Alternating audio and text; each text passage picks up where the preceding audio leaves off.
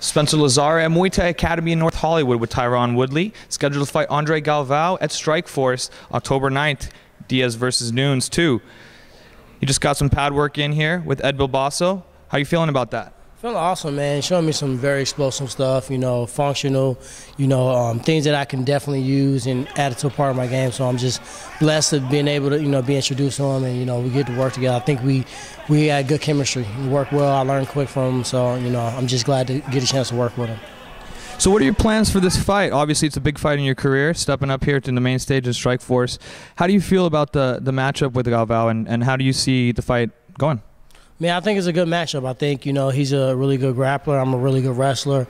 Both of us are, making shots on our striking game. So I think it's really just going to boil down to who's in better shape, who wants it more. Obviously he probably wants to get it to the ground at some point, and probably won't be to my best interest to jump in his guard and play that type of game. So I'm going to just, try to play the game as it goes. If we end up on the ground, I'm comfortable, isolating positions, trying to pass, and maybe even get back to my feet. So I'm just kind of, training for all angles, and whatever goes down, goes down.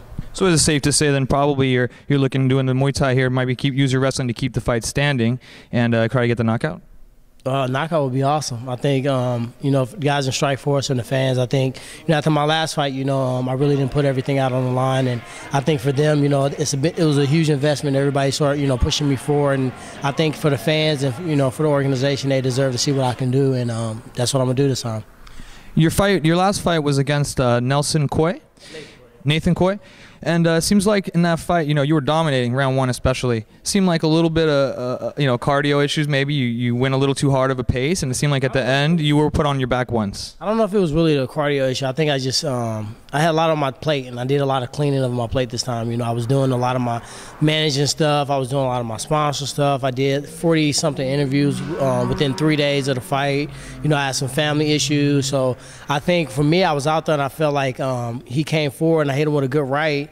And I think, like, shoot, I'm going to let him keep coming forward. So I think I never really fight in one dimension. I like to, make adjustments during the fight. And I think I really just caught myself bagging up. And then after that, I was just kind of like in a daze. So I think it was more of me kind of being loopy and not, all there versus, conditioning.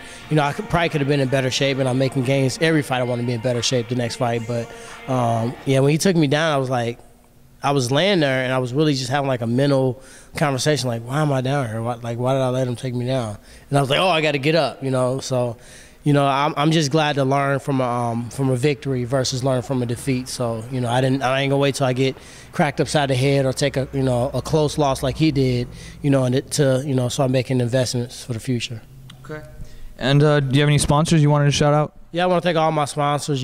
Clinch Gear has been supporting me forever. Tap Out Rockstar Energy Drink. I got a ton of sponsors. I'll be here all day. But everybody that supports me, they know who they are, and I appreciate it. All right. Thank you very much, Tron. All right. Spencer Lazara with MMAinterviews.tv. Look for October 9th, Strikeforce on Showtime.